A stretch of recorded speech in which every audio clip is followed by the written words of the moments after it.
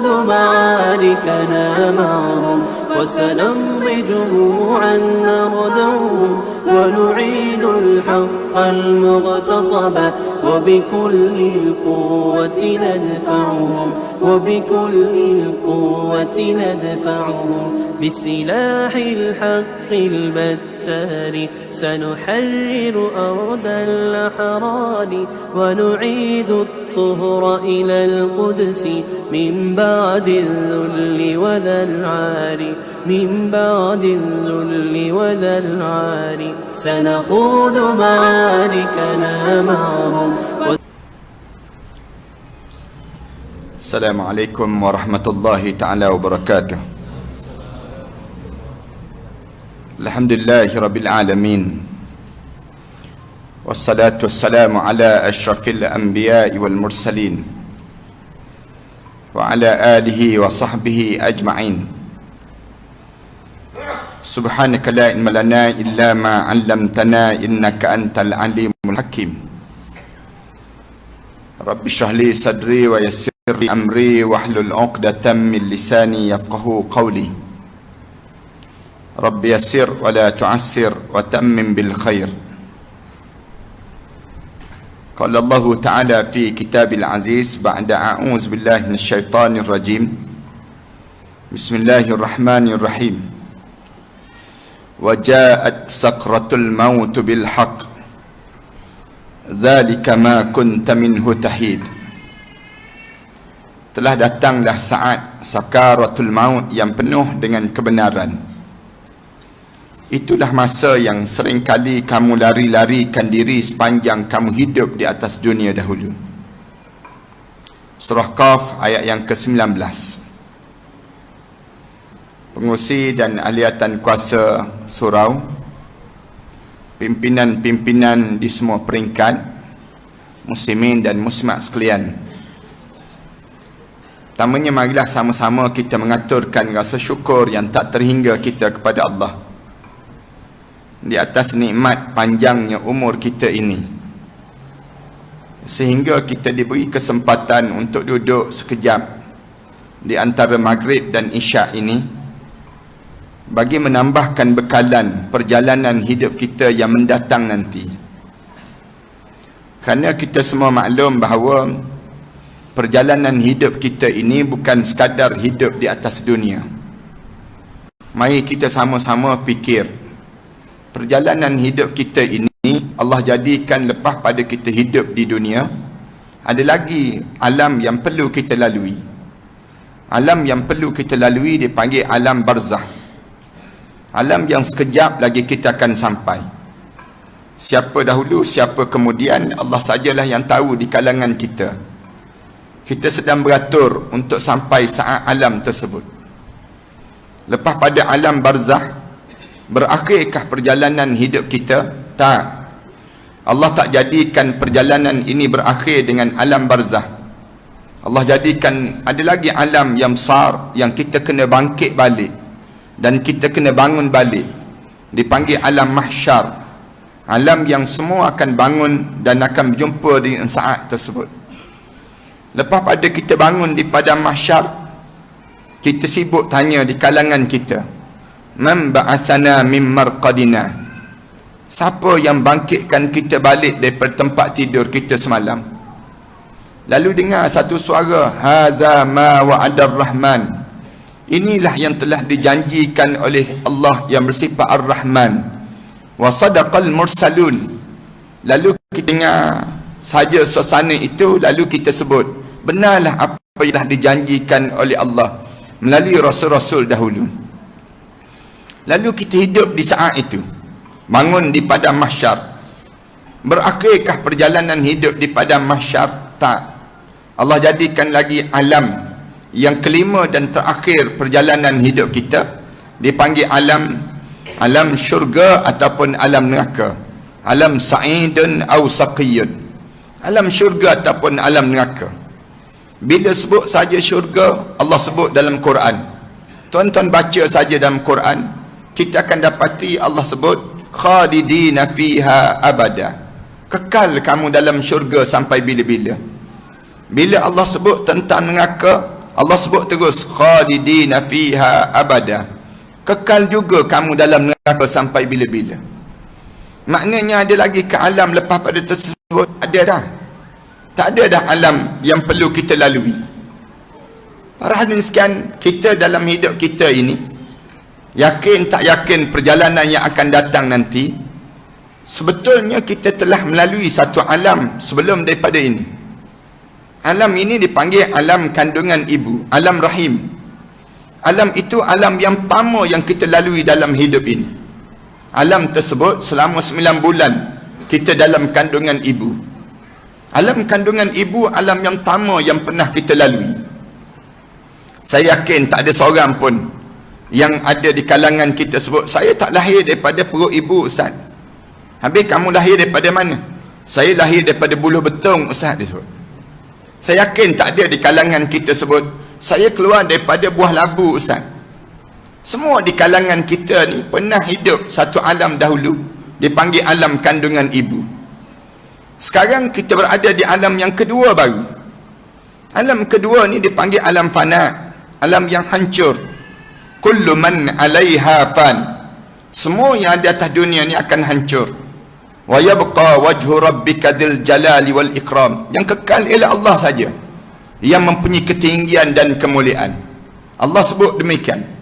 Maknanya kita sedang melalui dua alam sekarang.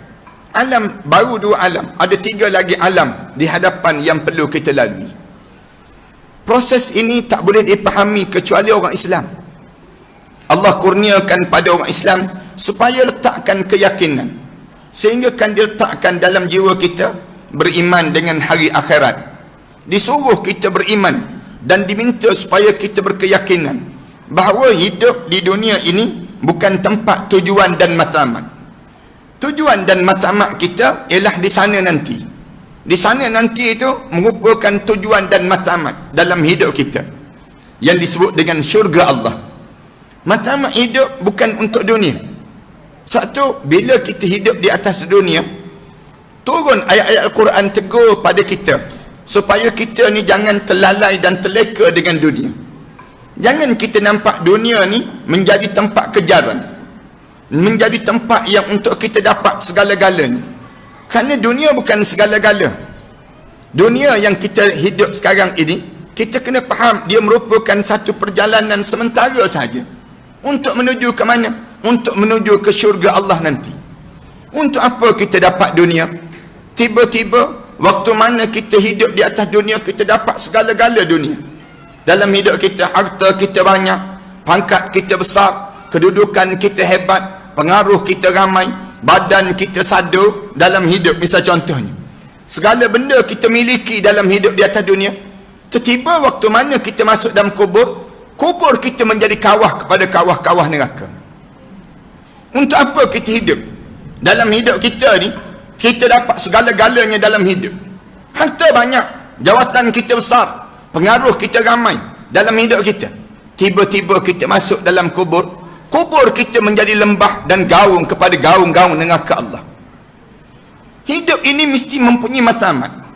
Allah jadikan dunia, jangan kamu terleka. Banyak ayat-ayat Al-Quran Al-Karim Allah tegur perangai manusia hidup di atas dunia ini. Supaya apa dia? Supaya tak menjadi kejutan dalam hidup kamu masa-masa yang mendatang nanti. Bila kita nak lalui masa-masa yang mendatang nanti, jangan sampai peringkat kita ni tak ada persiapan dan tidak ada yang namakan dengan keperluan yang kita siapkan dalam hidup kita. Berapa ramai orang yang masuk dalam kubur, di saat mana dia masuk dalam kubur, tiba-tiba dia baru terjaga daripada lenaan yang panjang hidup di atas dunia.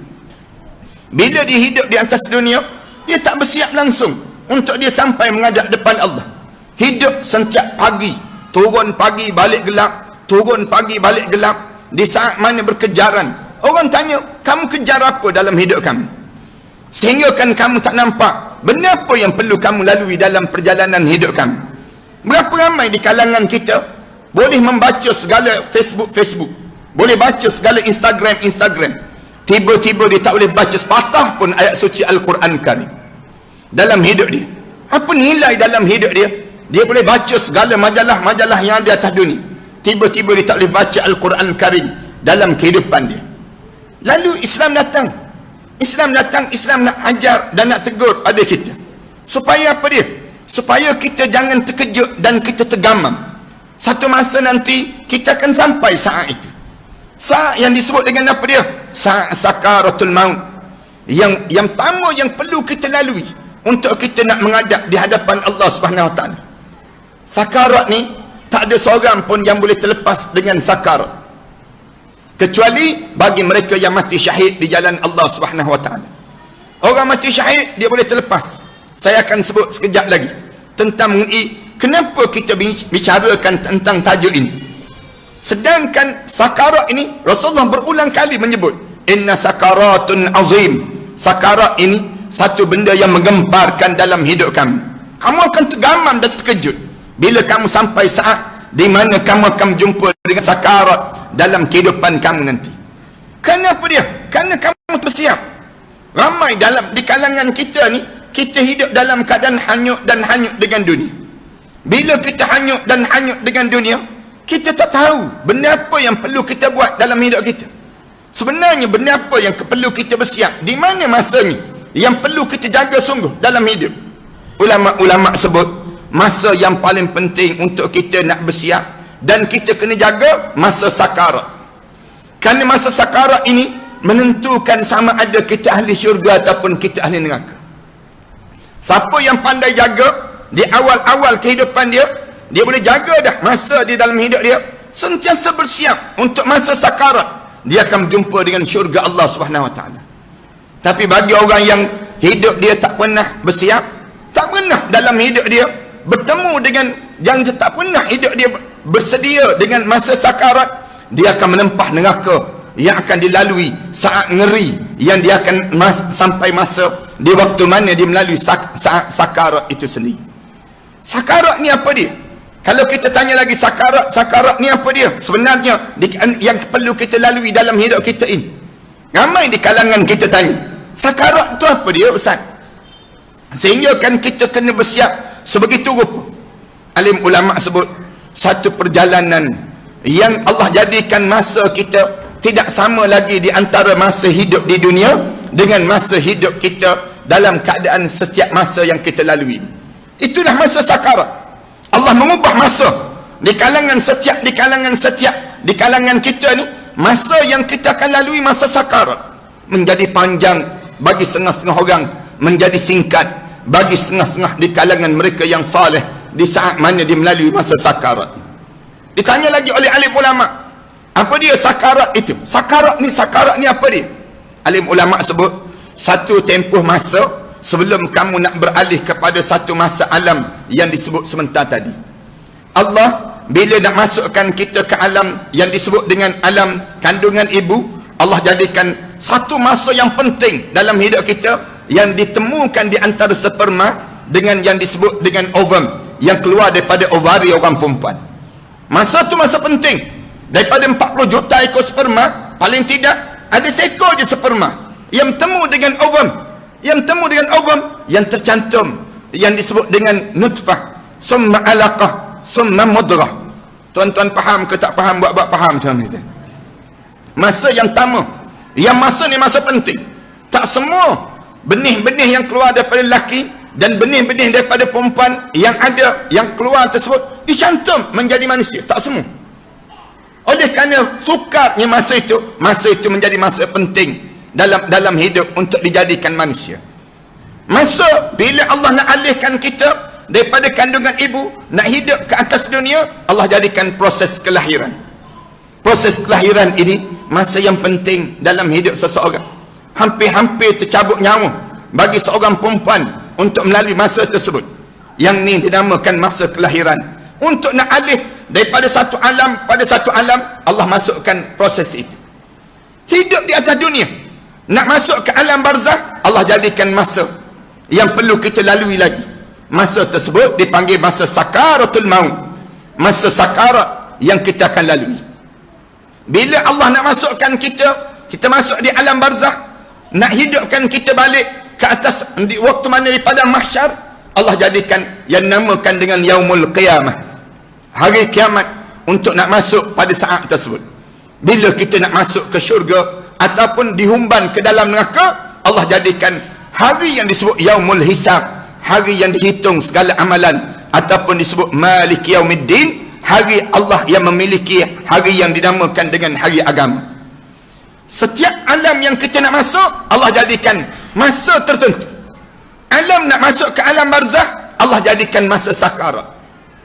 Kita akan tanya, kenapa Allah jadikan untuk alam barzakh? Kenapa kita tak terus ke akhirat? Kenapa kita mesti melalui yang disebut dengan barzakh?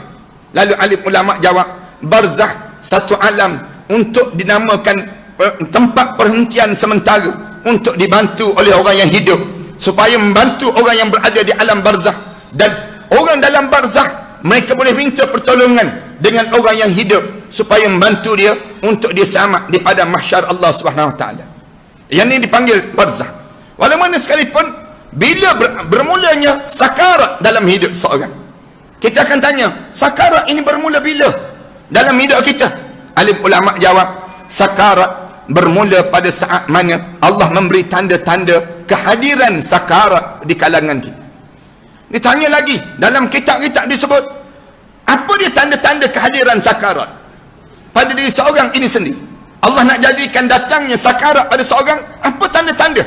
Allah mula jadikan pada seorang, di antara tanda-tanda yang dapat dilihat ialah uban yang Allah ciptakan di atas kepala masing-masing. Saat mana Allah mula jadikan kepala kita mula beruban, tanda kita akan mula sampai masa sakarat dalam hidup kita. Bila uban di antara tanda-tanda. Ditanya lagi, apa tanda-tanda nak datangnya sakarat? Allah jadikan kita mula ada penyakit-penyakit yang boleh membawa kepada kematian pada diri kita. Mula kencing manis, mula darah tinggi, mula pada diri kita ni tanda-tanda Allah dah mula bagi penyakit. Bila Allah kurniakan penyakit pada seorang, itu tanda seseorang akan mencapai yang namakan dengan sakarat dalam kehidupan mereka. Ditanya lagi, apa tanda-tanda kehadiran yang disebut dengan sakarat ini? Lalu dijawab lagi, alim ulama sebut, tanda yang besar akan datangnya sakarat ini bila umur kalian sampai mencecah pada saat umur 60 tahun. Siapa yang umur 60 tahun, bersiap sedia dengan masa sakarat. Bersiap sedia.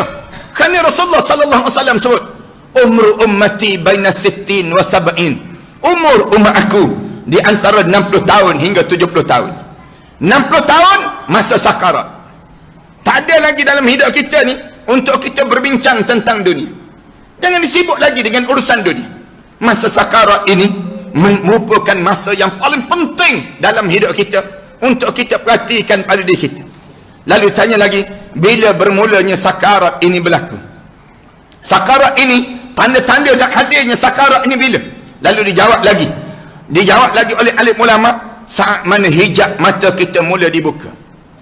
Hijab mata mula dibuka, mata kita ni sekarang baru ada dua, baru kita nampak. Satu mata zahir, satu lagi mata batin, mata hati kita. Tapi ada satu lagi mata yang belum dibuka. Mata apa dia? Hijab mata.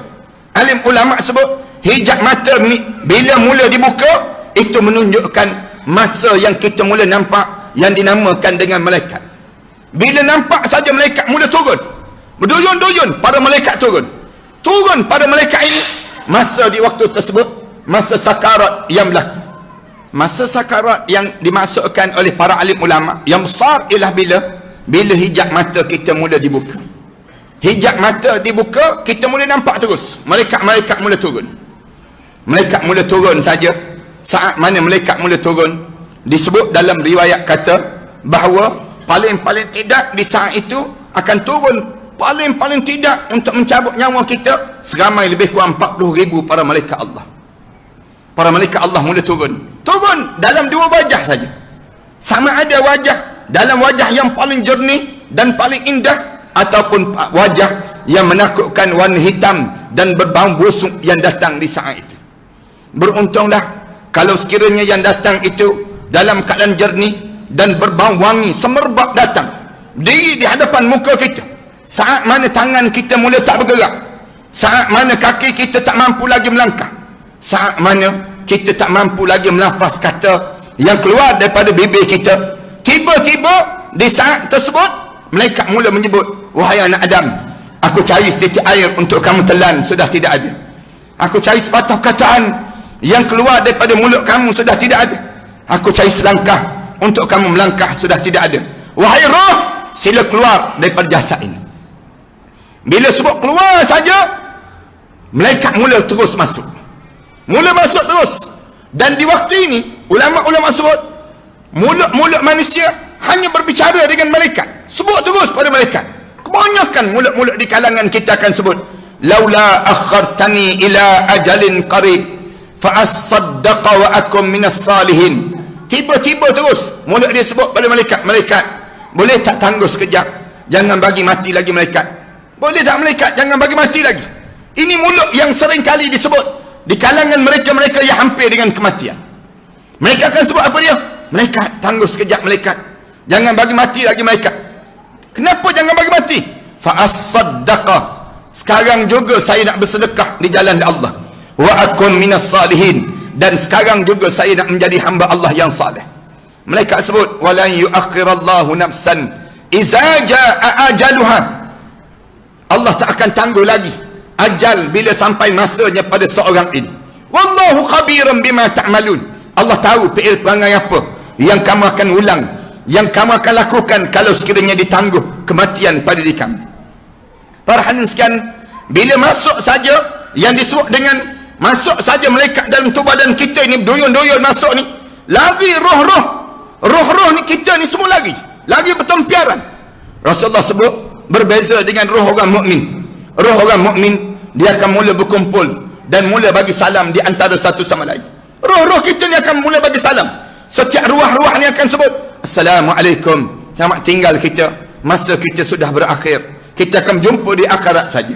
Manakala roh yang tidak mukmin, dia akan lagi bertempiaran ini. Imam Qurtubi sebut sampai nampak megah-kemegahan di liang-liang roma mereka.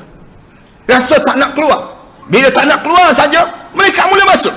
Masuknya mereka ni, mereka sebut, wajaat sakratul maut bil haqq, zalika ma kunta minhu tahid. Telah datang masa sakaratul maut yang penuh dengan kebenaran. Inilah masa yang sering kali kamu lari-larikan diri sepanjang kamu hidup di atas dunia. Hidup atas dunia ni lari daripada apa? Lari daripada mati je. Tuan-tuan tanya orang jogging tiap-tiap pagi tu, orang jogging tiap-tiap pagi tu, kita tanya dia, kamu jogging-jogging ni kamu lari daripada apa? Dia jawab, lari daripada mati, dia jawab. Tanya orang makan tiap-tiap hari, dia makan tiap-tiap hari ni, makan tiap-tiap hari ni, kenapa kamu makan? Supaya tak cepat mati, disebut demikian.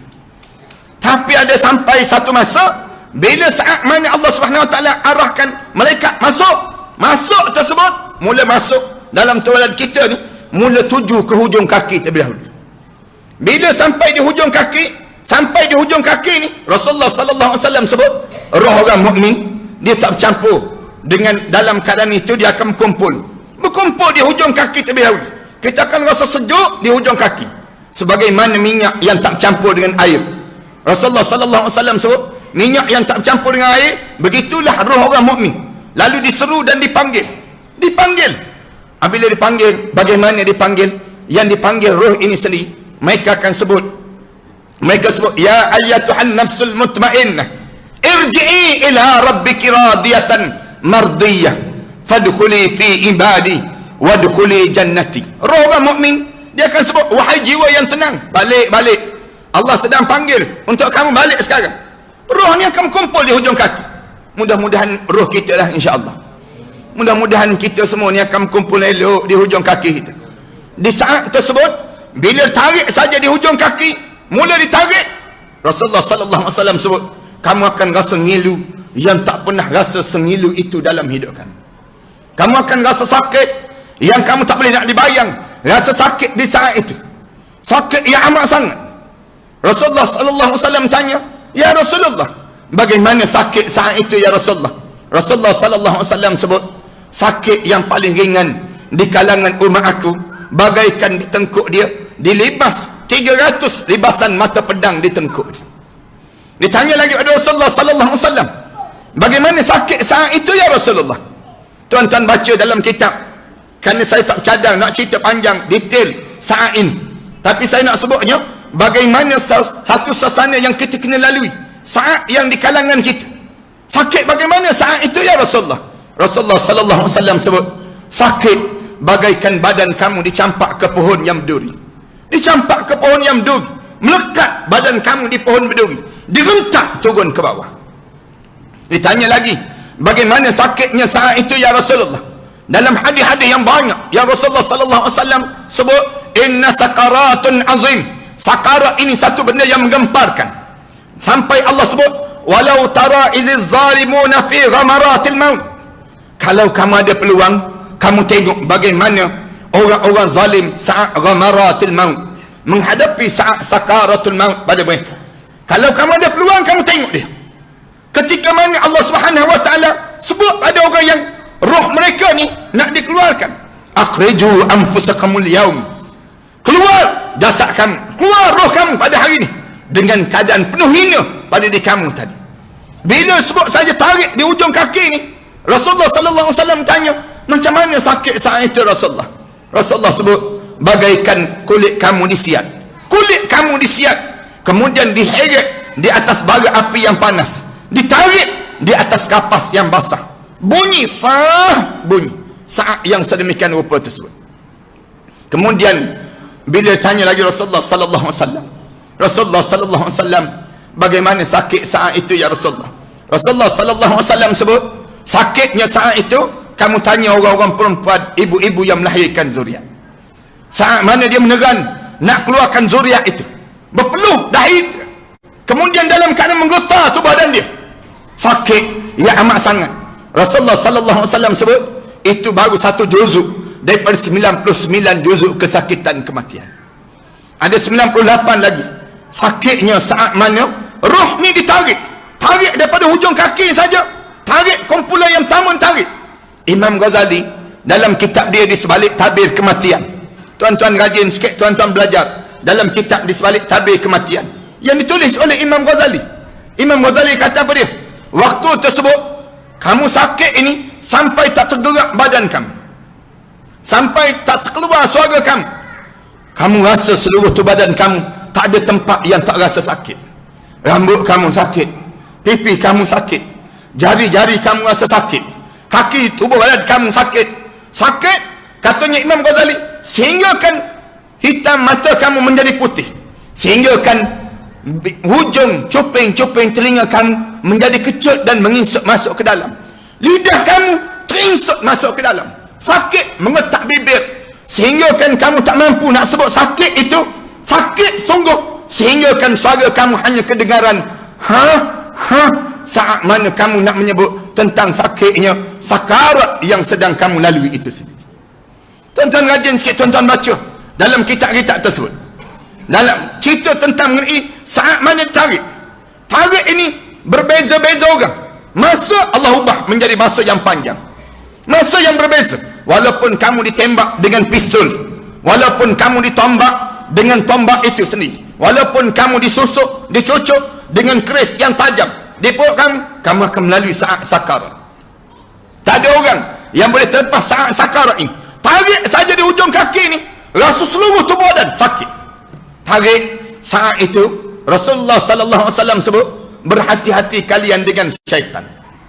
Syaitan mula bila tarik saja ujung kaki, syaitan mula kelirukan kamu. Syaitan sebut apa dia? Jangan takut, jangan bimbang, kamu tak takut, kamu tak mati saat ini, kamu tak mati, kamu jangan rasa pelik saat tersebut, jangan. Bila tarik saja, Rasulullah sallallahu alaihi wasallam sebut, inna sakaratun azim. Sakarat ini satu benda yang mengemparkan diri kamu. Bila tarik dari ujung kaki, Sayyidatina Aisyah radhiyallahu anha bercerita, aku tengok Rasulullah sallallahu alaihi wasallam saat sakarat Rasulullah, tangannya bergerak, tangan dia tergerak. Sakit itu sampai peringkat berpaling wajah di kalangan sahabat-sahabat ini. Waktu mana Rasulullah sallallahu alaihi wasallam sedang dalam keadaan sakit itu, tangan Rasulullah bergerak. Sayyidatina Aisyah radhiyallahu anha cerita, bila tangan Rasulullah bergerak, Rasulullah cari sesuatu. Aisyah kata, aku ambil bekas air, aku letak bekas air ini di tepi tangan Rasulullah. Rasulullah celup tangannya dalam bekas air itu, sambil Rasulullah angkat tangan Rasulullah. Rasulullah sapu tangan Rasulullah di muka Rasulullah. Rasulullah sebut, La ilaha illa anta. Tidak ada Tuhan melainkan kamu ya Allah. Allahumma a'inni ala sakaratil maut. Ya Allah, bantulah saya dalam saya menghadapi saat sakaratul maut ini ya Allah. Rasulullah cerita, bila tarik daripada hujung kaki je, naik sampai ke lutut. Bila naik sampai ke lutut, masuk kumpulan yang kedua.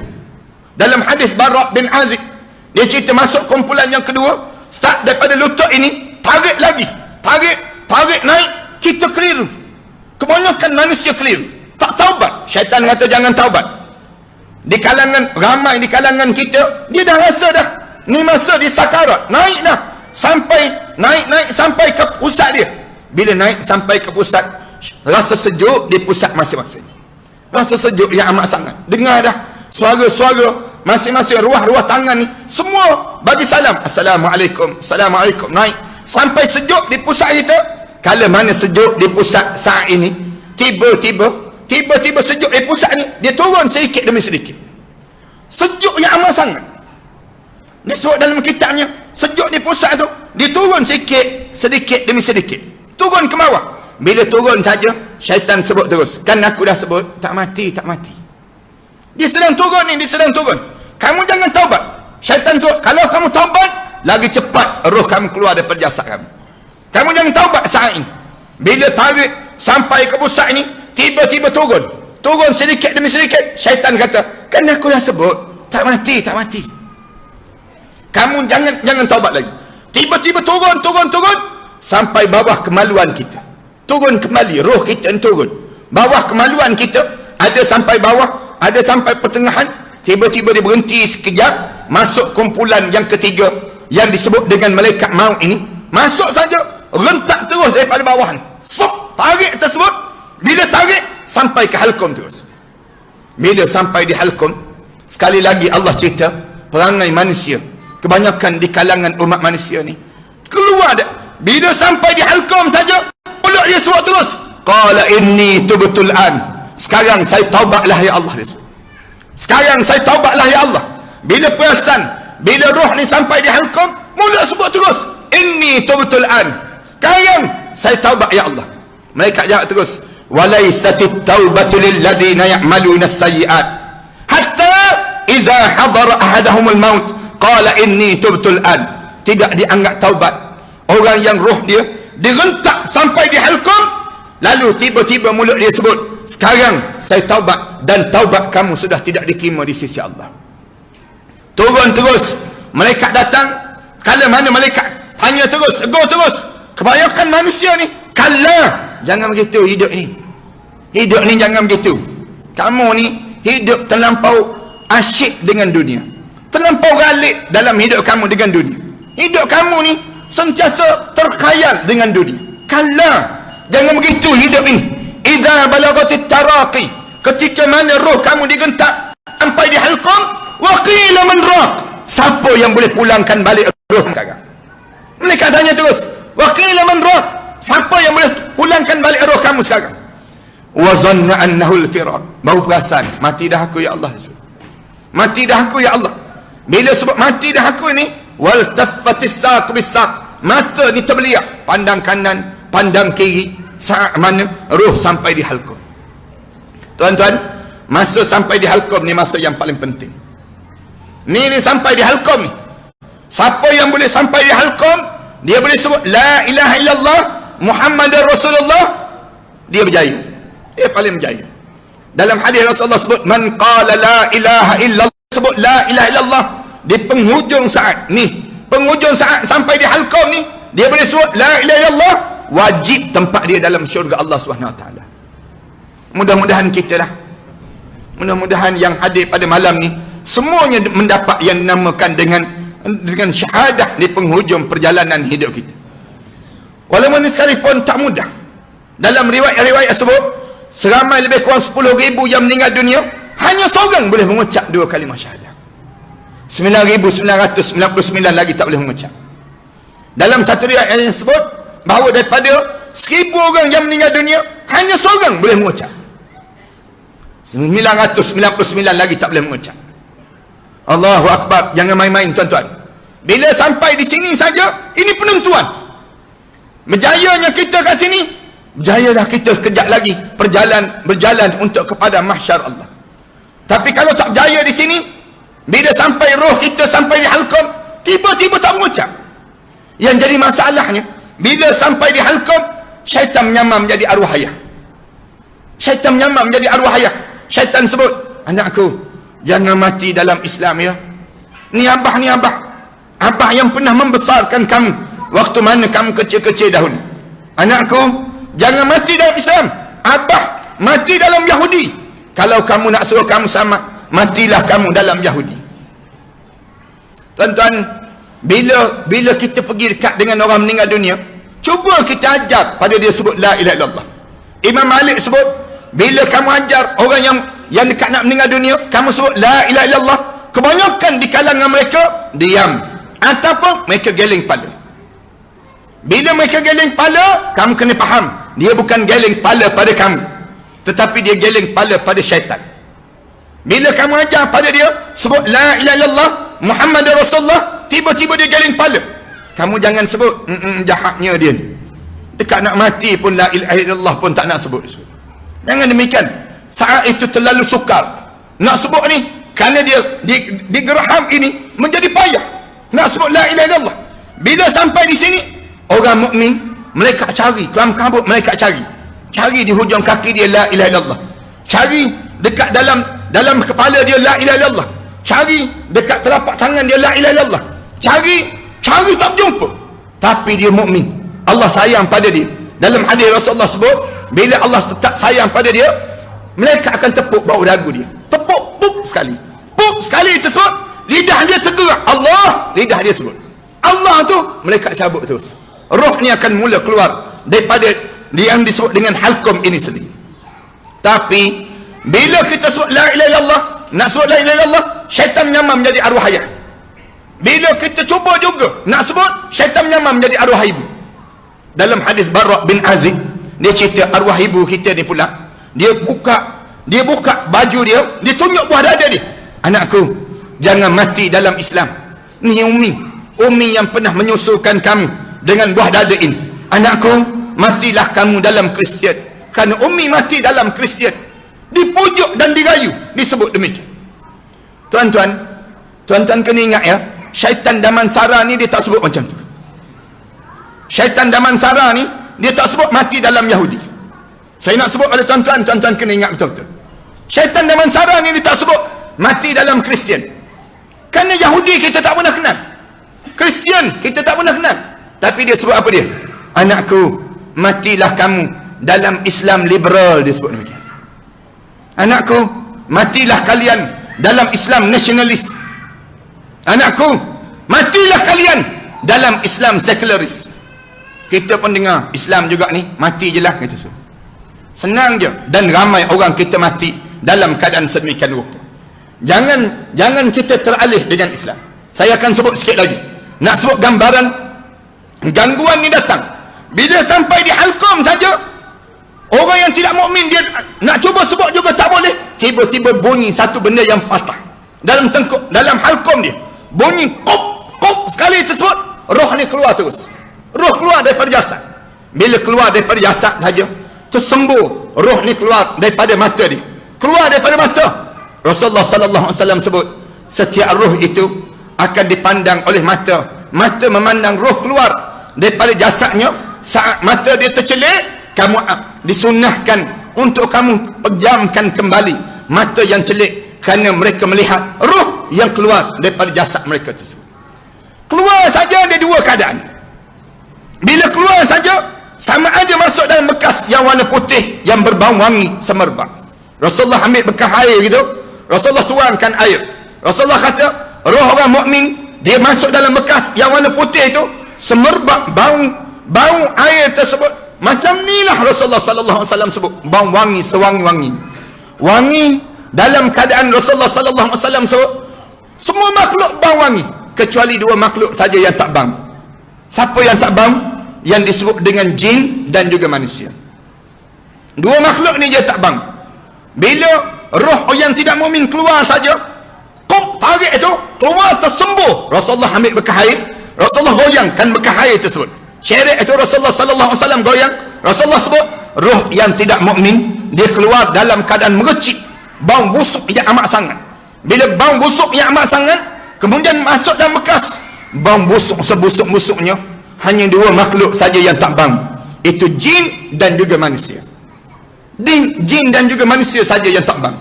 Manakala yang lain semua bau, tahulah ahli neraka lah. Manakala roh orang mukmin bila keluar saja, Rasulullah kata disambut oleh para malaikat Allah, dan masing-masing menghulur di antara satu sama lain. Sambil hulur mereka sapu dengan bauan mis daripada syurga Allah, bauan kasturi yang datang daripada syurga Allah yang masuk dalam bekas yang bau wangi ini. Lalu mula satu perjalanan, kita dah berakhir perjalanan yang disebut dengan sakaratul maut, dan kita mula melalui saat yang disebut dengan kematian. Baru mati ni bila sampai di halqum ni, bila kita perasan kita mati, baru malaikat tahu yang kita mesti mati. Sejak tarik daripada bawah, malaikat tak tahu lagi. Malaikat tak tahu lagi mati ke tak mati orang ni. Kerja dia tarik je. Syaitan pun tak tahu. Bila syaitan tahu kita ni mati bila sampai di halqum. Bila sampai di halqum, bila kup sekali keluar saja, syaitan kata, geng aku, katanya syaitan. Samalah dia dengan aku. Na'udzubillah min dzalik. Di saat yang demikian, ataupun malaikat bila sampai di halqum saja, malaikat doa, ya Allah salim, ya Allah selamatkanlah selamat. Bila keluar saja roh ni bertempik, keluarga pun mula sebut meninggal dunia. Malaikat mula berdiri depan pintu setiap rumah masing-masing. Malaikat mula berdiri depan pintu rumah tersebut sambil memalingkan wajahnya. Dalam hadis Rasulullah sebut, malaikat maut kata, jangan kamu cela aku, cela diri kamu yang tak bersedia untuk menghadap di hadapan Allah. Tugas aku selesai untuk mengeluarkan roh kamu daripada jasad kamu, dan masa sekarang kamu akan melalui saat yang disebut dengan kematian. Roh kita mula naik saja, naik langit yang pertama. Penjaga langit yang pertama akan tanya, roh siapakah ini? Lalu dia jawab, roh fulan bin fulan. Lalu kata, kalau sekiranya seorang yang saleh, penjaga langit yang pertama akan kata apa dia? Beruntunglah dia hidup dalam keadaan saleh dan mati dalam keadaan saleh. Bila dia seorang yang tidak saleh, saat mana naik saja langit yang pertama, penjaga langit yang pertama sebut terus, roh siapakah ini? Bau busuk, katanya penjaga langit yang pertama. Katanya mereka, roh fulan bin fulan, fulanah binti fulan. Sebut saja begitu. Lalu penjaga langit yang pertama kata, celaka dan bangsalah dia, hidup dalam keadaan jahat dan mati dalam keadaan jahat. Kemudian naik langit yang kedua sampai yang ketujuh, kemudian menghadap di hadapan Allah. Allah sebut, tentukan dia dalam syurga Illiyin. Bagi orang mukmin, mudah-mudahan kita semua insya-Allah.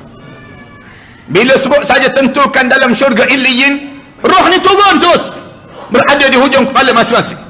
Manakala sebut saja mereka, Allah sebut tentukan dia dalam neraka Sijjin. Na'udzubillah min dzalik. Sebut neraka Sijjin, habis terus turun zom, berdiri di hujung kepala masing-masing. Lalu kita mula hidup di alam yang ketiga yang disebut dengan alam barzah. Mati ni sekejap dia, sakarat tu jadi panjang. Sakarat ni menjadi masa yang panjang.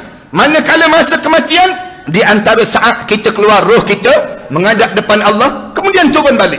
Lepas pada itu kita mula hidup di alam yang ketiga, dipanggil alam barzah. Kita mula rasa saat mana orang buka butang baju kita. Kita mula rasa saat mana orang usung jenazah kita.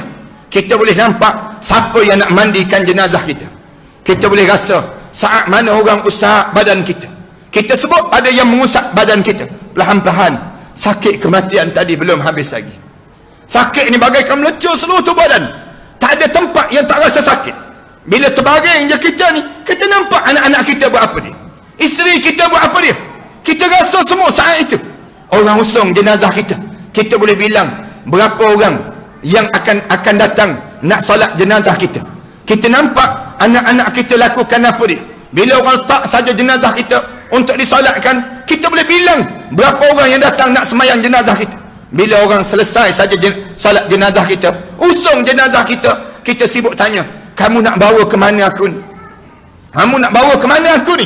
Masing-masing sibuk tanya, nak bawa ke mana ni? Lalu diusung jenazah kita. sampai ke kubur. Bila letak saja di kubur, letak saja jenazah kita di birai kubur itu, nampak di hujung kaki kita berdiri dua orang malaikat munkar dan nakir, warna hitam kebiru-biruan, untuk memulakan perjalanan hidup di alam yang ketiga yang disebut dengan alam barzah. Bila turun saja jenazah kita, turun saja jenazah tu ke dalam barzah ni, nak turun ke yang lahat ini, tiba-tiba kita rasa terus satu himpitan kubur yang berlaku. Turun, pum terus himpitan kubur, bukan azab kubur. Rasulullah sebut, kalau ada di kalangan umat aku yang boleh terlepas daripada himpitan kubur, nescaya setiap bayi-bayi itu akan terlepas daripada himpitan kubur. Bayi pun tak terlepas. Rasulullah sebut, kalau ada di kalangan umat aku yang boleh terlepas daripada himpitan kubur, nescaya Sa'ad bin Mu'az lah orang yang pertama yang terlepas daripada himpitan kubur. Tapi Sa'ad bin Mu'az pun tak terlepas. Sa'ad bin Mu'az di kalangan sahabat Rasulullah sallallahu alaihi wasallam yang gugur syahid. Waktu mana dia gugur syahid, jenazah dia diiringi seramai 70,000 para malaikat Allah. Dia gugur syahid, bergegar arasy Allah, menangis para malaikat Allah. Waktu mana dia diturunkan ke liang lahat untuk dikebumikan, Rasulullah sebut, aku lihat Sa'ad bin Mu'az dihimpit dengan sekali himpitan, bum sekali itu menjadi halus selai rambut, kata Rasulullah. Sa'ad bin Mu'az, dia tanya pada Rasulullah, kenapa Sa'ad bin Mu'az kena ya Rasulullah? Dia tanya pada keluarga Sa'ad bin Mu'az, kenapa Sa'ad bin Mu'az kena juga? Katanya Rasulullah, kerana dia tak bersih air kencingnya. Tak bersih air kencing, kena sekali tu, pum sekali tu menjadi halus selai rambut. Lepas itu Allah genggangkan balik, jadi balik tangkup, jadi balik manusia. Dan disebut demikian. Dia tanya, kenapa Sa'ad bin Mu'az kena tak bersih air kencing? Lalu tanya pada keluarga Sa'ad bin Mu'az, bagaimana tak bersih air kencing dia? Tak bersih air kencing dia. Sekali dia pulang daripada permusafiran, katanya keluarga Sa'ad bin Mu'az, dia pulang daripada permusafiran, dia kencing sambil berdiri. Oleh kerana dia kencing sambil berdiri sekali dalam hidup dia, dia kencing sekali tersebut yang menyebabkan tak bersih air kencing dia tadi, dia kena himpitan kubur. Sebab sekali je yang dilakukan demikian, kencing sekali je kena himpitan kubur begitu. Kita ni kencing berapa kali dah sambil berdiri? Kencing sambil berdiri, yang kena kencing berapa kali dah kita? Nak sebutnya gambaran bagaimana himpitan kubur yang kena ni. Nak gambarkan Sa'ad bin Mu'az, Rasulullah sebut, kalau ada di kalangan umat aku yang boleh terlepas daripada himpitan kubur, nescaya Fatimah binti Asad, isteri pada Abu Talib. Isteri Abu Talib pun tak lepas. Bertanya lagi, kalau ada di kalangan umat aku yang boleh terlepas, anak Rasulullah akan terlepas. Zainab dan juga Ruqayyah, dua-dua pun tak terlepas. Himpitan kubur, saya tak cadang nak cerita panjang himpitan kubur. Tuan-tuan boleh baca balik, belajar balik tentang himpitan kubur ini. Bila tak saja jenazah, hadap je muka ke kiblat, buka saja muka kita ni, bau terus tanah depan muka. Bau tanah tu, bunyi suara bawah telinga kita ni. Dengar satu suara, selamat datang wahai hamba Allah, kamu akan lihat apa yang aku akan lakukan pada kamu sebentar lagi. Bila letak saja jenazah kita, kemudian letak saja, tutup saja liang lahat kita ni, tutup liang lahat kita ni, bunyi tanah-tanah yang mula turun, tanah-tanah yang mula turun, tanah sampai para lutut ya, sampai para lutut bergerak terus. Hujung kaki kita ni diri di hadapan muka kita, mula halau salat kita, mula halau haji kita, mula halau zakat kita, mula halau segala-galanya. Tiba-tiba mulut masing-masing sebut apa dia? Qala rabbirji'un, wahai Tuhanku, berilah peluang untuk aku hidup kembali di atas dunia ya Allah. Nak hidup balik. Kenapa nak hidup balik? La'alli a'malu salihan fi ma tarak. Kalau aku boleh hidup balik, aku akan buat balik amalan salih yang aku tertinggal sebelum daripada ini ya Allah. Malaikat jawab terus, kalla, jangan harap kamu boleh hidup balik. Innaha kalimatun huwa qailuha, mulut je sebut yang kamu nak hidup. Wa min waraihim barzakhun ila yaumi yub'atsun, sedangkan di belakang kamu akan mula melalui saat barzakh sampai kamu dibangkitkan balik di hadapan Allah Subhanahu wa taala nanti. Mula hidup di alam yang ketiga ini sendiri. Tuan-tuan, saya tak cadang nak cerita yang ni, tapi saya nak sebutnya, kita ni jangan sampai peringkat masuk dalam kubur tiba-tiba menyesal. Tak payah sampai dalam kubur, waktu mana sakarat tu pun dah menyesal. Bila sampai di halqum ni pun menyesal. Masuk dalam kubur lagi menyesal. Kenapa? Kerana kita tak jaga 3 perkara je. 3 perkara yang besar, yang saya nak sebut sangat pada tuan-tuan. Tuan-tuan tolong jaga 3 perkara ni je. Kalau kita boleh jaga 3 perkara ni, insya-Allah kita tak akan menyesal. Saat mana kita melalui sakarat, kita tak akan rasa resah gerisah di saat itu. Kita akan rasa tenang. Macam mana? Jaga 3 perkara ni. Yang pertama, tolong jaga keyakinan kita dengan Islam. Jangan berbolak-balik dengan Islam. Tolong jaga dengan Islam. Wala tamutunna illa wa antum muslimun. Jangan kamu mati kecuali saat mana kamu mati, kamu benar-benar seorang muslim. Jangan mati dalam selain daripada Islam. Jangan campur Islam dengan liberal. Jangan campur Islam dengan sekular. Jangan campur Islam dengan nasionalis. Jangan campur, tuan-tuan. Tuan-tuan kena faham, tuan-tuan. Konsep ni, ramai orang kita kata, ada, takkanlah benda tu diambil kira juga. Tak, dia terlibat dengan keyakinan. Al-Islam huwal Islam. Islam ni Islam. Orang kita ni, ramai mana tak yakin dengan Islam. Hidup tak yakin dengan Islam ni satu benda yang bahaya dalam hidup. Kita orang Islam tak percaya pada Islam. Kat mana kita tak yakin dengan Islam? Kita tanya, bila saya tak yakin dengan Islam, Ustaz? Bila kita pergi ke bank, ramai mana orang kita, bila sampai di bank, pegawai bank tanya, ni nak buat loan cara Islamik ke cara konvensional? Dia tanya balik pegawai bank tersebut, mana yang untung? Dia tanya, mana yang untung? Sah dia tak yakin dengan Islam. Pegawai bank dah beritahu kan, ni cara Islam, ni cara konvensional. Benda apa yang jadi kamu petikai terhadap Islam? Kamu tak percaya ke dengan Islam ni membawa keuntungan dalam hidup kamu? Kamu kan orang Islam, kenapa kamu tak yakin dengan Islam?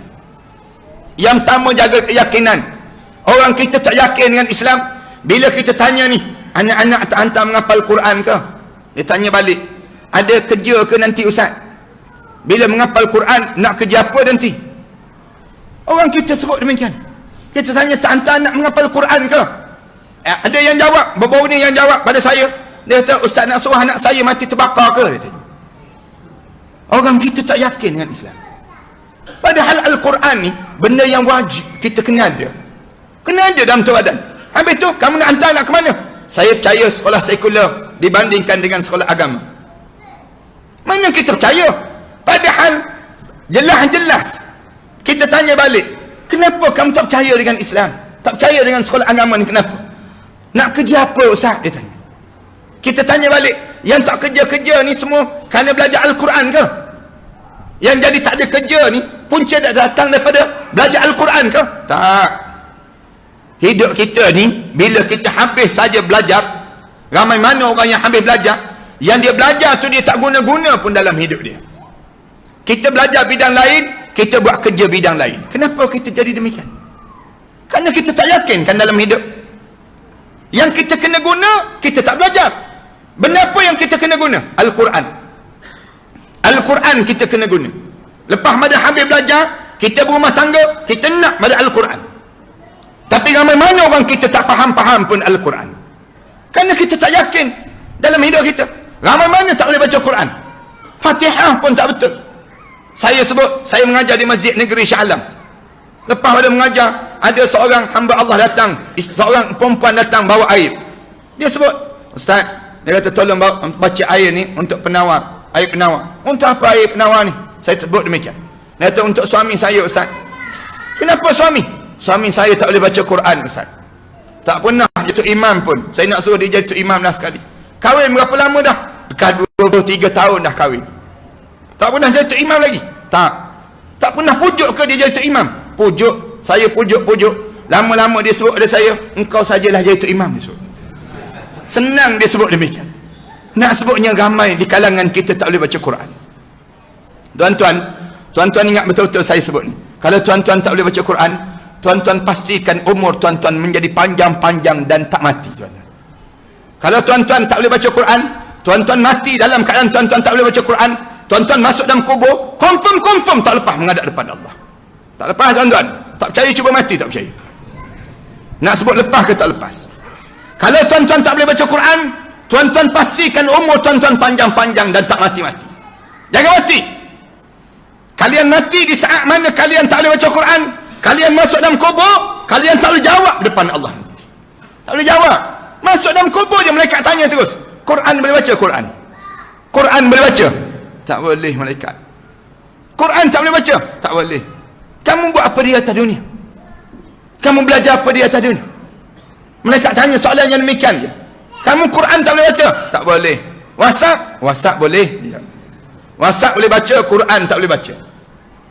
Kalau kita tak boleh baca Quran, menandakan apa dia?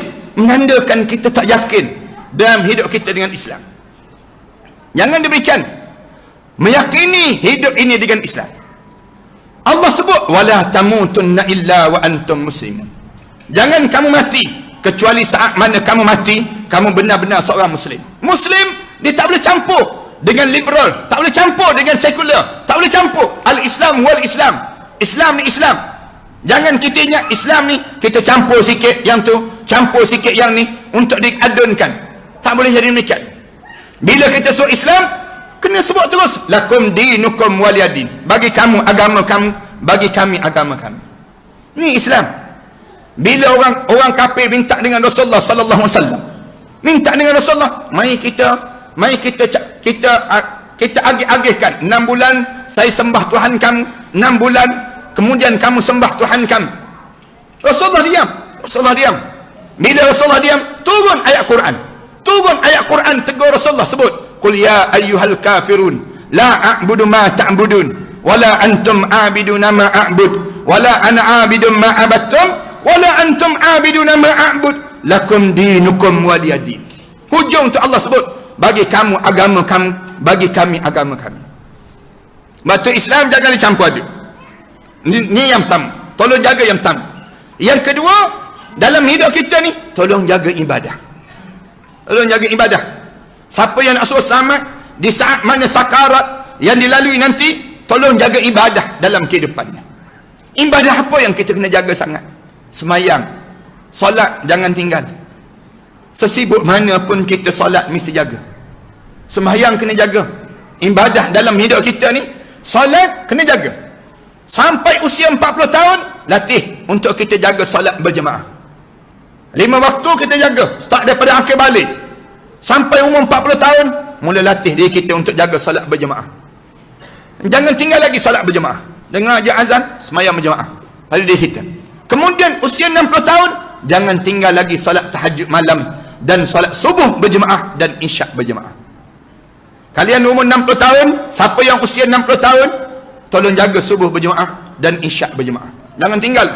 Subuh, sebelum subuh, kita ambil kesempatan untuk tahajud setiap hari. Jangan kita tertinggal. Dah umur 60 tahun.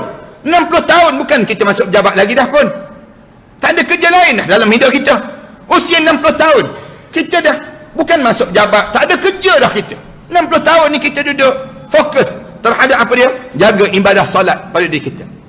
60 tahun mana masuk pejabat? Nak kena tunggu umur 93 tahun baru masuk pejabat balik dia punya. Lambat lagi nak masuk pejabat. Oleh demikian pada diri kita ni umur 60 tahun ni jaga je solat pada diri kita. Yang pertama jaga solat. Yang kedua tolong baca Quran. Quran jangan tertinggal. Quran ni baca sebanyak mana. Siapa yang ayah-ayah ibu-ibu yang usia 60 tahun, kalian kena baca Quran sehari 10 juzuk mesti habis. Sehari 10 juzuk. Sehari 10 juzuk tiap hari. 3 hari kita dah habis 30 juzuk Al-Quran. Khatam Al-Quran. Baca. Jangan malas baca Quran. Jangan sibuk lagi main game. Jangan sibuk lagi melayan handphone. Jangan sibuk lagi dalam hidup kita ni. Habis masa main game. Yang tua-tua main game. Main Candy Crush pula tu. Nak sebutnya kita habis masa dalam hidup kita demikian. Jangan.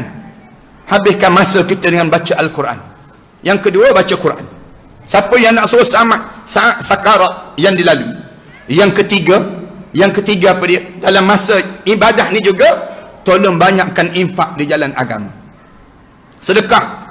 Jangan menyimpan lagi. Bila sampai satu masa dalam hidup kita, bagi untuk kerja agama.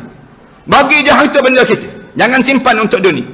Bila kita simpan, kita mati, anak kita berkelahi harta pusaka kita ni, dia berebut harta pusaka kita, selagi mana tak selesai urusan dia, selagi itulah tak selesai dalam kubur kita. Tuan-tuan ingat betul-betul, jangan berkelahi ya. Adik-beradik jangan berkelahi dalam berebut harta pusaka. Secepat mungkin uruskan masalah harta pusaka ini, supaya bila meninggal dunia seseorang di kalangan kita, selesailah dia cepat dalam kubur itu. Jangan lama. Jangan berebut. Bahkan sebaik mungkin sebelum meninggal dunia, kita dah agih-agih lah. Simpan, bagi terus untuk anak kita yang ni, bagi yang ni. Hebah awal-awal. Bila kita dah selesai hebah tersebut, kemudian bahagian kita sedekah untuk jalan agama. Siap-siap dah pada diri kita. Untuk agama ni kita bagi. Saya sebut masalah ini, kerana masalah ini sedang berlaku di Malaysia kita ni. Harta orang Islam yang tak boleh dicairkan lagi, sebanyak lebih kurang 70 bilion yang tak boleh diagih-agihkan lagi. Kenapa masalah harta pusaka? Berebut. Harta orang bukan Islam 5 bilion saja. Manakala orang Islam 70 bilion menjadi harta beku. Punca apa? Punca kita berkelahi dalam berebut dalam masalah yang disebut dengan harta ini sendiri. Jangan simpan untuk hari tua, jangan. Simpanan untuk bekalan ke syurga. Tuan-tuan jangan terperangkap dengan kata-kata yang biasa disebut. Orang tanya pada dia, simpan untuk apa? Simpan untuk hari tua. Kita tanya balik, sekarang tak tua lagi ke? Baru nak tua dia. Baru nak tua. Bila simpan untuk hari tua, untuk apa kita simpan untuk hari tua? Orang kita kan, dia simpan. Bila dah tua, balik kampung. Buat rumah besar. Untuk apa rumah besar di saat mana kita tua? Anak-anak pun tak tinggal dengan kita lagi. Kita buat rumah besar. Siap je rumah besar, masuk ke, beli kereta besar pula. Nak puas hati lagi. Tak puas hati lagi, kahwin isteri besar pula dia. Siap dia kahwin, masuk rumah baru. Tak sampai seminggu masuk, meninggal dunia dia. Dah kereta baru dapat pada isteri baru. Isteri baru pula tak lama habis iddah, kahwin dengan suami baru pula. Suami baru pula petang-petang bawa kereta kita round kawasan kubur kita. Kita pun tengok macam-macam je kereta ni, kita dia round saja tak apa, dia horn tu sakit hati. Bila dia horn tu, Allah rasa nak jadi hantu maklimah balik ke rumah je. Jangan terperangkap dengan yang kedua ni. Harta kita ni sedekah, belajar untuk sedekah. Sedekah tidak mengurangkan harta, tetapi dia semakin menjadikan kita jadi kaya. Tuan-tuan kena letak dan demikian pada diri kita. Tak miskin orang yang bersedekah di jalan agama, tak miskin. Tetapi sebaliknya, orang yang kedekut itu menjadi miskin. Siapa yang menyimpan, dia akan jadi miskin. Miskin dalam hidup dia. Dua, dan yang akhir sekali, tolong jaga akhlak. Mula pada diri kita ni, bila kita nampak tanda-tanda yang Allah dah mula nak panggil kita, tolong jaga akhlak. Sambungkan silaturahim. Katakanlah kita ni dah banyak dah penyakit, Allah bagi tanda-tanda memang kita ni dekat nak meninggal dunia ni. Gaya-gaya kita dah boleh rasa diri kita ni, yang kita ni semakin hampir dengan saat itu. Lalu kita diajar supaya apa dia? Tolong jaga akhlak. Jangan banyak lagi bercakap tentang dunia. Mulut kita ni tolong bercakap banyak terhadap akhirat. Mulut kita ni, kalau orang bercakap dengan kita, kita kata, saya tak nak dengar lah cerita-cerita ni. Saya nak dengar cerita tentang macam mana perjalanan saya, waktu mana saya menghadap di hadapan Allah nanti. Panggil anak-anak kita. Jangan sibuk tanya mereka siapa juara Gegar Waganza. Jangan sibuk tanya. Jangan sibuk tanya soalan-soalan mengapa Malaysia kalah dengan Vietnam misal contoh. Jangan tanya soalan-soalan demikian. Kenapa Liverpool asyik menang saja? Jangan tanya soalan demikian. Tanya soalan pada kita. Tanya soalan pada keluarga kita. Kalau Abi meninggal dunia, Abah meninggal dunia, kamu nak ke bumi di mana jenazah Abah? Bila kita meninggal dunia, tanya kawan-kawan kita nak datang tak kalau kita meninggal dunia. Sibuk tanya kawan kita, kalau saya meninggal dunia nanti, datang tak, nak janji dengan saya boleh tak? Kamu tolong sembahyang jenazah saya. Cari orang soleh, berjumpa dengan orang soleh, tolong doakan saya lepas pada saya tiada nanti. Sebut pada mereka demikian. Sibuk tanya anak-anak kita. Malam pertama Abah di barzah, siapa yang nak berada di atas kubur, di atas barzah nanti? Waktu mana berada di barzah? Malam kedua, saat mana Abah sedang ditanya, siapa yang nak duduk atas kubur? Di malam yang kedua di barzah. Tanya anak-anak kita. Malam ketiga, siapa yang nak duduk atas kubur kita? Saat mana kita ditanya di barzah nanti? Biar anak kita tanya, malam bah, malam tak sanggup dia sebut. Kalau siang tak boleh tahan juga, malam ni Jadi tak ada orang duduk atas kubur. Nak sebutnya, kenapa jadi demikian? Kerana tak ada persiapan dalam hidup kita menghadap di hadapan Allah. Jadi 3 perkara ni saya nak sebut bagi memberi bantuan pada kita saat mana kita melalui saat-saat yang disebut dengan sakarat yang kita akan lalui nanti. Mudah-mudahan kita selamat. Kalau tuan-tuan nak suruh selamat betul daripada saat sakarat, tuan-tuan pilihlah untuk mati syahid di jalan Allah. Doa pada Allah, ya Allah pilihlah saya untuk mati syahid. Tuan-tuan tak akan rasa saat sakaratul maut. Tak rasa. Di saat mana peluru menembus si jasad, di saat mana pedang menikam tubuh badan kita, tak ada pun rasa. Tapi sayang, Allah tak bagi peluang untuk kita di sini. Tuan-tuan jangan ambil pilihan untuk nak keluar luar negara pula. Tak. Tapi nak sebutnya gambaran pada kita, doalah untuk kita mati syahid. Rasulullah sebut, siapa-siapa yang doa untuk mati syahid, suatu hari dia mati atas katil, pahala dia mati, pahala bagaikan pahala mati syahid juga. Kerana nak doa minta mati syahid pun orang kita tak berani. Disebut demikian dalam kitabnya, nak gambarkan susahnya nak doa untuk kita mati syahid. Dan kalau Allah pilih kita untuk mati syahid dalam mempertahankan Islam, dalam menegakkan agama Allah, itu kemuliaan yang tertinggi ya Allah jadikan dalam kehidupan kita ini. Terima kasih di atas kesempatan ya Allah kurniakan pada kita malam ini. Sejam lebih dah saya bercakap ni. Saya pohon kemaafan di atas ketelanjuran bahasa, dan saya mohon kemaafan di atas panjangnya sikit masa yang berada pada malam ini. Saya tengok tuan-tuan dah betulkan tulang belakang 5 kali dah saya kira. Jadi saya rasa sekadar inilah pertemuan kita malam ini. Mudah-mudahan Allah panjangkan lagi umur kita, dan saya harap sangat tuan-tuan belajar kitab-kitab. Buka kitab tuan-tuan. Lepas maghrib tuan-tuan jangan biarkan kosong masjid ni.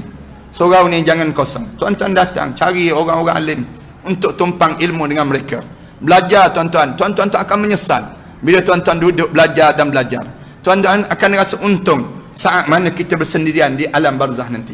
Rugi kalau tuan-tuan habiskan masa depan TV, habiskan masa dengan keluarga kita saja, sedangkan kita ni akan menghadap depan Allah seorang-seorang sebagaimana kita datang seorang-seorang dahulu. Jadi oleh demikian, tuan-tuan hidupkanlah surau-surau dan masjid-masjid yang ada di sekitar ini, dan jangan biarkan jadi kosong. Habiskan duit, jangan simpan duit. Duit-duit masjid surau ni jangan simpan, jangan buat FD, jangan. Bahkan kita guna cari ustaz-ustaz, panggil ustaz-ustaz untuk kita tumpang ilmu daripada mereka. Mudah-mudahan dengan cara itu dia akan bawa manfaat dalam kehidupan kita bila kita menghadap di hadapan Allah nanti insya-Allah. Terima kasih sekali lagi atas jemputan yang baik ini. Saya mohon kemaafan sekali lagi di atas ketelanjuran bahasa, dan mudah-mudahan Allah masukkan semua yang hadir pada malam ini di kalangan ahli syurga Allah SWT insya-Allah. Berdoalah demikian. Saya bersungguh-sungguh dalam, saya nak harap, saya cita-cita besar saya ni ialah kalau boleh nak suruh semua di kalangan kita ni, orang Malaysia kita ni mati masuk syurga terus. Yang ni yang kita nak sangat. Saya usaha berbagai-bagai cara untuk nak buat demikian. Yang terakhir ni, saya buat satu program kesempatan terakhir sebelum kematian. Pada 27 hari bulan nanti, kalau tuan-tuan ada kesempatan, saya jemput tuan-tuan untuk ke Dewan di Lavender Bukit Damansara Kuala Lumpur. Setengah hari saja. Setengah hari ni kita buat seminar. Macam mana saat dekat nak mati itu nak buat apa dia? Amalan apa dia yang perlu kita lakukan? Kita dah nampak dah tanda kita nak mati. Jadi kita nak buat macam mana? Ataupun orang yang dekat nak meninggal dunia, kita nak tolong dia meninggal dunia masuk dalam syurga, macam mana? Saya karang sebuah kitab. Kitab ni lah kitab persiapan menjelang kematian. Kitab ini akan diulas pada hari seminar ini, di mana dalam ni ada satu doa yang Rasulullah ajar. Rasulullah sebut, nak tak kalau aku ajar pada kamu wahai Abu Hurairah, satu doa ini kalau kamu baca, lepas pada itu kamu meninggal dunia, kamu baca, tempat kamu dalam syurga Allah, dan jenazah kamu diharamkan dihumban ke dalam api neraka Allah. Abu Hurairah sebut, apa dia ya Rasulullah? Lalu adalah dalam doa dalam kitab ini, saya tulis doa tersebut, saya dapat daripada guru saya. Kemudian turun sampailah saya terangkan balik. Program ini insya-Allah kita nak buatnya lebih kurangnya pada 27 hari bulan nanti. 27 di Bukit Damansara. Kalau Dewan Lavender Bukit Damansara ini, kalau tuan-tuan ada kesempatan, bawa mak kita, ayah kita, bagi hadiah pada mereka. Untuk mereka hadir setengah hari saja. Bermula daripada pukul 8 pagi sampai pukul 12 tengah hari. 2 jam pertama yang akan bentangkan cerita ni ialah Ustaz Abdullah Khairi akan cerita tentang mengenai perjalanan ke barzah. Kemudian saya akan cerita tentang mengenai bagaimana saat terakhir kita menjelang kematian kita ini sendiri. Ini saya jemput ni, ada pamphlet yang tuan-tuan boleh dapatkan dan tuan-tuan boleh sertai lah. Mudah-mudahan bukan anak kita saja yang belajar, tetapi bahkan kita turut sama untuk kita menuntut ilmu dalam suasana kita pada hari ini, insya-Allah. Yang kedua, jemaah sekalian, saya sedang bangunkan sekolah Ma'at Tahfiz di belakang saya ni. Kemudian saya ada lebih kurang 5 buah sekolah tahfiz yang saya memerlukan hampir RM250,000 sebulan, setiap bulan. Dan saya telah bangunkan lebih kurang 10 tahun dah setakat ininya, alhamdulillah. Hasil daripada derma-derma, infak-infak dan sebagainya.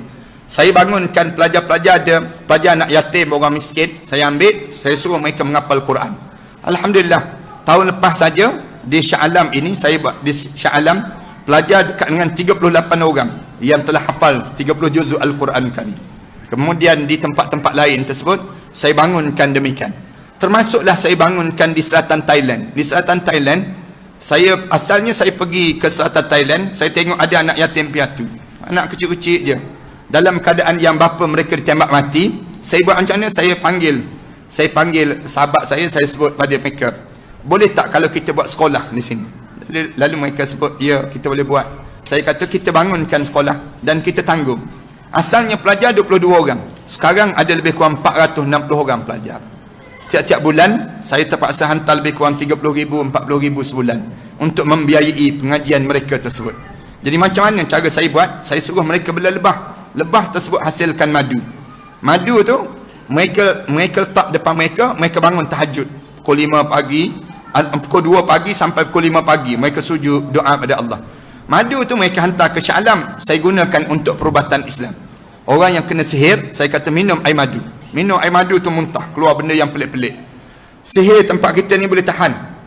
Ada kes seorang hamba Allah, dia kena sihir tu, bila dia berjumpa dengan doktor kata tak ada penyakit, cek semua tak ada penyakit. Bila kita baca ayat ruqyah, kemudian kita bagi minum air madu, muntah, keluar cacing warna putih, satu beg plastik merah penuh cacing tersebut. Nak sebutnya gambaran kuatnya ilmu sihir masyarakat kita ni sendiri. Kita pula bila kena sihir, kita pergi report pada polis. Kita sebut pada polis, tuan, saya kena sihir. Polis pun jawab, saya pun kena sihir juga. Tak ada undang-undang tempat kita ni sendiri. Jadi saya gunakan madu. Madu tu adalah kat luar nanti, insya-Allah. Kemudian ada yang kena kencing manis teruk, dia minum madu, turun kadar gula dalam darah dia. Saya pernah kena batu karang sekali, saya minum air madu, keluar batu karang tersebut. Betul lah dalam hadis Rasulullah sebut, alaikum bil asal, biasakan hidup kamu dengan makan madu. Rasulullah suruh kita buat amalan dalam hidup kita ni, makan madu. Jadikan amalan-amalan yang baik untuk diri kita demikian. Orang kita ni, dia minum air yang entah apa-apa, daripada mana entah yang dibuat ni. Daripada, saya buat contoh, daripada orang bukan Islam, sediakan air, kita minum, buat dalam kotak yang packing elok sikit. Padahal Rasulullah pesan dah pada kita, minum air madu. Minum air madu ni jadi ubat dalam hidup. Tapi kita tak pernah nak amalkan perkara yang sedemikian rupa. Kita pergi minum air yang jenama-jenama dengan RM12 sampai RM17 segelas air ni sendiri. Rugi di kalangan kita habiskan demikian. Kita ni tak dapat manfaat yang disebut dengan minum tadi. Rasulullah ajar pada kita demikian. Kalau tuan-tuan tak dapat juga, tuan-tuan ada kat luar nanti madu tersebut. Kalau tuan-tuan tak dapat juga, tuan-tuan ambil pamphlet ni lah. Tuan-tuan ambil pamphlet ni, balik ke rumah masing-masing. Kemudian kalau ada kalian nak rasa nak infak dan sebagainya, pergi ke bank, mana-mana bank ni, berdiri depan bank tu, depan mesin bank tu, semayang sunat istiqarah dulu. Nak infak ke tak infak, nak derma ke tak derma. Saya perlu sangat bantuan. Kalau jemaah-jemaah yang nak tanggung pelajar pun boleh tanggung sumbangan untuk pendidikan pelajar-pelajar yang belajar dengan kami ni. Saya buat di Shah Alam, kemudian satu lagi di Pahang, satu lagi di Kelantan, satu lagi di Pulau Langkawi. Kalau jemaah yang ada peluang nak pergi Pulau Langkawi tu, jangan pergi sekadar pergi nak melawat itu saja, tak. Tapi cuba pergi sama sekolah saya. Saya jemput dan alu-alukan untuk hadir di sekolah saya, untuk tengok bagaimana kita bangunkan tempat tersebut. Mudah-mudahan Allah manfaatkan kita dan dijadikan anak-anak tersebut anak-anak yang soleh, dan mendoakan kita suatu hari nanti. Bismillahirrahmanirrahim. Alhamdulillahirabbil alamin. Wassalatu wassalamu ala asyrafil anbiya'i wal mursalin وعلى آله وصحبه أجمعين. اللهم اغفر ذنوبنا ولوالدينا وارحمهما كما ربينا صغيرا ولجميع المسلمين والمسلمات والمؤمنين والمؤمنات الأحياء منهم والأموات. اللهم تقبل منا صلاتنا ودعاءنا وقيامنا وركوعنا وسجودنا وتمم تقصيرنا يا الله إنك أنت التواب الرحيم. اللهم ارحمنا فإنك بنا راحم ولا تعذبنا فإنك علينا قادر والتف بنا يا الله إنك أنت اللطيف الخبير. Ya Allah, ya Tuhan kami, saat mana kami mendatangi surau ini tadi ya Allah, kami datang dengan dosa-dosa yang banyak ya Allah. Kami tadahkan hati kami mendengar setiap ayat-ayat kamu itu ya Allah. Ampunilah dosa kami itu ya Allah. Ampunilah dosa kami itu ya Allah. Datang perasaan takut dan bimbang kami ya Allah. Kalau mana kami melalui saat sakarat nanti ya Allah, tiba-tiba mulut kami tidak mampu untuk menyebut la ilaha illallah Muhammadur Rasulullah, menjadi ketakutan pada kami ya Allah. Jadi ringankanlah lidah kami ini ya Allah. Di penghujung perjalanan hidup kami nanti ya Allah, menyebut kalimah tayyibah itu, la ilaha illallah Muhammadur Rasulullah. Ya Allah, ya Tuhan kami, jadikanlah malam-malam yang kami lalui ini malam-malam yang indah dalam hidup kami ya Allah. Berkatilah perjalanan umur kami ini ya Allah. Jadikanlah anak-anak kami anak-anak yang saleh ya Allah. Ya Allah, ya Tuhan kami, jauhkanlah kami daripada mata-mata yang mendengki dan cemburu dalam kekeluargaan kami ini ya Allah. Jadikanlah keluarga kami keluarga yang penuh dengan kebaikan ya Allah, penuh dengan kebahagiaan ya Allah. Kamu siramilah rumah tangga kami ini ya Allah dengan siraman takwa kamu ya Allah. Jadikanlah keluarga kami ya Allah keluarga yang penuh dengan kebaikan yang berterusan ya Allah. Jauhkanlah kami daripada fitnah-fitnah manusia ya Allah, mata-mata yang dengki pada diri kami ini ya Allah. Ya Allah, ya Tuhan kami, pulangkanlah setiap kejahatan mereka yang melakukan untuk diri kami ini ke atas belakang mereka pula ya Allah. Ya Allah, ya Tuhan kami, jauhkanlah kami daripada kemarahan dan kemurkaan kamu ya Allah. Rahmatilah perjalanan hidup ini ya Allah. Izinkan bibir kami menyebut la ilaha illallah Muhammadur Rasulullah di akhir perjalanan hidup kami nanti ya Allah. Hala mana terbujur kaku jenazah kami nanti ya Allah, kamu ampunkanlah dosa kami ya Allah. Saat dimandikan jenazah kami nanti ya Allah, kamu gugurkanlah dosa kami dengan guguran air merenjis badan kami itu ya Allah. Tak mana kami dikapankan nanti ya Allah, kamu jadikanlah kain kapan kami, amalan kami lebih putih daripada kain kapan yang membalut jasad kami itu ya Allah. Saat mana kami disolatkan nanti ya Allah, kamu pilihlah anak kami yang paling saleh ya Allah, yang akan mengimamkan salat jenazah kami nanti ya Allah, yang akan mengusung jenazah kami nanti ya Allah, yang akan membawa kami ke liang lahat nanti ya Allah. Kalau mana sunyinya kubur kami nanti ya Allah, jangan kamu sunyikan daripada doa-doa anak yang saleh ya Allah. Ya Allah, ya Tuhan kami, jadikanlah malam pertama kami di barzah nanti ya Allah malam yang terindah dalam hidup kami ya Allah. Kumpulkanlah kami dengan arwah ayah kami ya Allah, arwah datuk nenek moyang kami ya Allah, arwah-arwah yang telah meninggal dunia sebelum daripada kami ini di Illiyin ya Allah. Saat sebegini ya Allah, kerinduan itu seringkali bertandang dalam hidup kami ini ya Allah. Rindu saat kami tertidur di atas ribaan arwah ayah kami dahulu ya Allah. Rindu saat tangannya menyuap ke bibir kami dahulu ya Allah. Rindu saat-saat kami bergurau senda dengannya dahulu ya Allah. Rindu saat ia mendukungkan kami ini ya Allah. Rindu ya Allah saat-saat kami membesar dalam dakapan dan naungan kerahmatan kamu itu ya Allah. Rindu ya Allah, rindu saat-saat kami membesar dengan belayan kasih sayang arwah ayah kami dahulu ya Allah. Sayangnya ya Allah, di saat mana kami menadah tangan ini ya Allah, arwah ayah kami terbaring kaku di kuburan sana ya Allah, menunggu doa-doa kami ini ya Allah. Jadikanlah doa kami ini doa-doa anak yang saleh ya Allah. Maafkanlah kami ya Allah di atas kekurangan kami dalam menziarahi kubur arwah-arwah ayah kami dan arwah-arwah yang meninggal dunia itu ya Allah. Jadikanlah doa ini sebagai ganti kepada ziarah kami itu ya Allah. Jadikanlah kubur mereka di antara taman-taman syurga ya Allah. Jangan kamu jadikan kubur mereka di antara kawah pada kawah-kawah neraka ya Allah. Rindu ya Allah, rindu saat-saat kami membesar dengan mereka itu ya Allah. Ya Allah, ya Tuhan kami, jadikanlah keampunan untuk mereka itu ya Allah. Lapangkanlah kubur mereka itu ya Allah. Jadikanlah kubur mereka di antara hamba-hamba kamu yang saleh ya Allah. Ya Allah ya Tuhan kami, ampunkanlah dosa kami terhadap kedua ibu bapa kami ya Allah. Khususnya dosa kami terhadap ibu kami ya Allah. Seketika dahulu ya Allah, kami mengakui kami pernah bercakap kasar di hadapan ibu kami ya Allah. Mulut kami ini ya Allah seringkali menengking-nengking kata ibu kami ya Allah. Hati kami ini ya Allah seringkali terguris dengan mereka itu ya Allah. Hati kami pernah bercakap kasar di hadapan ibu kami ya Allah. Kami pernah melihat air mata ibu kami mengalir lesu di pipinya ya Allah. Kami pernah memalingkan wajah kami ya Allah saat mana nama kami dipanggil dan dipanggil oleh ibu kami ya Allah. Kami tidak sengaja ya Allah. Kami tidak sengaja ya Allah. Kami tidak sengaja melukakan hati ibu kami ya Allah. Ya Allah, kerana dosa-dosa itukah pula ya Allah ia menyebabkan anak-anak kami bercakap kasar di hadapan kami ya Allah. Kerana dosa-dosa itukah pula ya Allah ia menyebabkan hidup kami seringkali berantakan ya Allah. Kerana dosa-dosa itukah ya Allah ia menyebabkan kamu berpaling daripada rahmat kamu untuk kami ya Allah.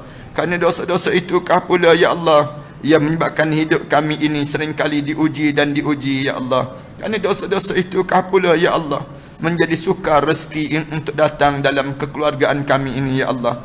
Kerana dosa-dosa itukah pula ya Allah ia menyebabkan doa kami tidak didengari di sisi kamu ya Allah. Ya Allah, seburuk mana pun kami ya Allah, sejahat mana pun kami ya Allah, sekotor mana pun kami ini ya Allah, sekeji mana pun kami ini ya Allah, sejahat mana pun kami ini ya Allah, segunung mana pun dosa yang pernah kami lakukan di dunia ini ya Allah, pandanglah kami dengan pandangan rahmat kamu ya Allah. Pada siapa lagi kami mampu mengadu doa ini ya Allah kecuali kepada kamu lah ya Allah. Ya Rahmanur Rahim, Ya Akramal Akramin, birahmatika nastaghis. Ya Akramal Akramin, birahmatika nastaghis. Ya Akramal Akramin, birahmatika nastaghis. Ya Akramal Akramin, برحمتك نستغيث ربنا عليك توكلنا وإليك أنبنا وإليك المصير ربنا اجعلنا مقيم الصلاة ومن ذريتنا ربنا وتقبل دعاء ربنا هب لنا من أزواجنا وذرياتنا قرة أعين واجعلنا للمتقين إماما ربنا آتنا في الدنيا حسنة وفي الآخرة حسنة وقنا عذاب النار صلى الله على محمد وعلى آله وصحبه وسلم والحمد لله رب العالمين. معاركنا معهم وسنمضي جموعا نردوهم ونعيد الحق المغتصب وبكل القوة ندفعهم وبكل القوة ندفعهم بسلاح الحق البتار سنحرر أرض الأحرار ونعيد الطهر إلى القدس من بعد الذل وذا العار من بعد الذل وذا العار سنخوض معاركنا معهم وسنمضي جموعا نردوهم ونعيد الحق المغتصب وبكل القوة ندفعهم وبكل القوة ندفعهم وسنمضي ندك معاقلهم بدبيل دام يقلقهم وسنمحو العار بأيدينا وبكل القوة نردعهم وبكل القوة نردعهم سنخوض معاركنا معهم وسنمضي جموعا نردعهم ونعيد الحق المغتصب وبكل القوة ندفعهم وبكل القوة ندفعهم لن نرضى بجزء محتل لن نترك شبرا للذل ستمور الأرض وتحرقهم في الأرض براكين تغلي في الأرض براكين تغلي سنخوض معاركنا معهم وسنمضي جموعا نرضعهم ونعيد الحق المغتصبة وبكل القوة ندفعهم وبكل القوة ندفعهم سنخوض معاركنا معهم وسنمضي جموعا نردعهم ونعيد الحق المغتصب وبكل القوة ندفعهم وبكل القوة ندفعهم سنخوض معاركنا معهم وسنمضي جموعا نردعهم ونعيد الحق المغتصب وبكل القوة ندفعهم وبكل القوة ندفعهم. لا إله إلا الله محمد رسول الله عليه صلاة الله وآله والأحبة